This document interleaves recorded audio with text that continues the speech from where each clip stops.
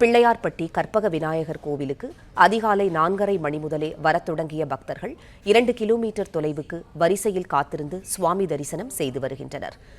செய்தியாளர் பாபு சரவணன் இணைப்பில் இருக்கிறார். பாபு சரவணன், வணக்கம்.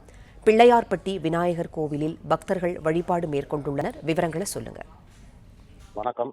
சிவகங்கை மாவட்டம் திருப்பத்தூர் அருகே உள்ள உலக பிரசித்தி பெற்ற குடவரை கோயிலான பிள்ளையார்பட்டி கற்பக விநாயகர் ஆலயத்தில் 2026ஆம் ஆண்டு ஆங்கில புத்தாண்டை முன்னிட்டு அதிகாலை 3:30 மணியிலிருந்து பக்தர்கள் நீண்ட வரிசையில் சாமி தரிசனத்துக்கு நின்றிருந்தனர்.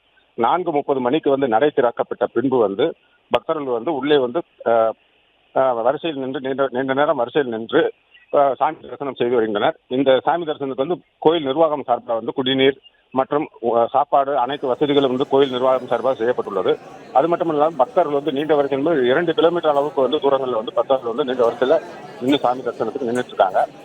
இன்று விநாயகர் அந்த பாதுகாப்பு பணிக்கு 200க்கும் மேற்பட்ட காவல்துறையினர், ஊர்காவல் படையினர் பாதுகாப்பு பணியில் ஈடுபட்டு இருக்காங்க. அது மட்டும் இல்லாமல் பக்தர்கள் 40க்கும் மேற்பட்ட சிசிடிவி கேமராக்கள் மூலமும் அங்கு கண்காணிக்கப்பட்டு வருகின்றனர். அதோடு போக்குவரத்து துறை சார்பில் தமிழ்நாடு அரசு போக்குவரத்து துறை சார்பில் சிறப்பு பேருந்துகளும் காரைக்குடி, திருப்பத்தூர் ஆகிய பகுதிகளில் இன்று இயக்கப்பட்டு வருகிறது.